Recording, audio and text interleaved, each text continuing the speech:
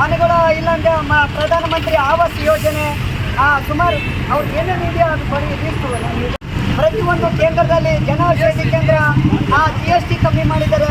ಮನೆಗಳು ಇಲ್ಲಾಂದ್ರೆ ಪ್ರಧಾನಮಂತ್ರಿ ಆವಾಸ್ ಯೋಜನೆ ಸುಮಾರು ಅವ್ರು ಏನೇನು ಇದೆಯೋ ಅದು ಬರೀ 11 ವರ್ಷದಲ್ಲಿ ನಮಗೆ ಹಲವಾರು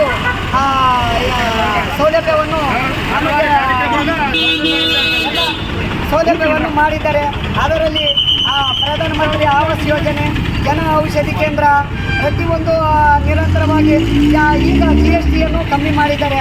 ಆದ್ದರಿಂದ ಅವರಿಗೆ ನಾನು ಹೃತ್ಪೂರ್ವಕವಾದ ಸ್ವಾಗತವನ್ನು ಹೇಳುತ್ತೇನೆ, ಧನ್ಯವಾದಗಳನ್ನು ಹೇಳುತ್ತೇನೆ. ಅವರ ಇನ್ನೂ ಅವರು ನಿವೃತ್ತಿ ಹೊಂದಿದ ನಂತರ ಮತ್ತೆ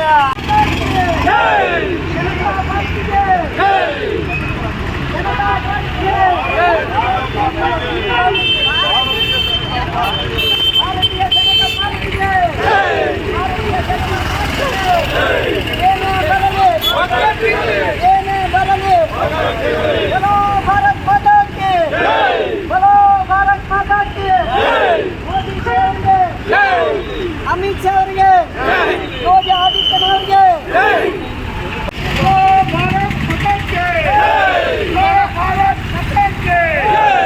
भारतीय जनता पार्टी के श्री नरेंद्र मोदी जी के भारत माता के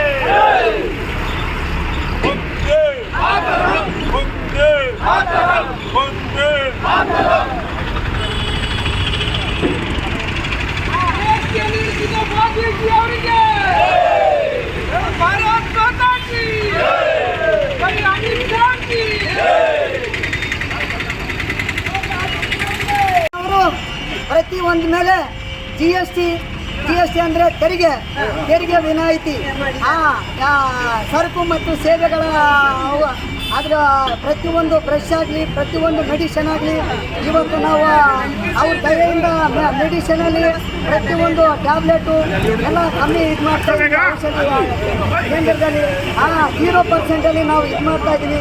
ಆದ್ದರಿಂದ ನಿರ್ಮಲಾ ಸೀತಾರಾಮನ್ ಅವರಿಗೆ ಮತ್ತು ಯಾರು ಮೋದಿಜಿ ಅವರಿಗೆ, ಅಮಿತ್ ಶಾ ಅವರಿಗೆ ಮತ್ತು ಯೋಗಿ ಆದಿತ್ಯನವರಿಗೆ ಅವರಿಗೆಲ್ಲ ಒಂದು ಸಲ ಜಯಕಾರವಾಗಲಿ. ಬಲೋ ಭಾರತ್ ಮಾತಾ ಕಿ, ಬಲೋ ಭಾರತ್ ಮಾತಾ ಕಿ, ಬಲೋ ಭಾರತ್ ಮಾತಾ ಕಿ. ಹಾಗೆ ಎಲ್ಲ ನಮ್ಮ ನಾಯಕರು ನಮ್ಮೊಂದಿಗಿದ್ದಾರೆ.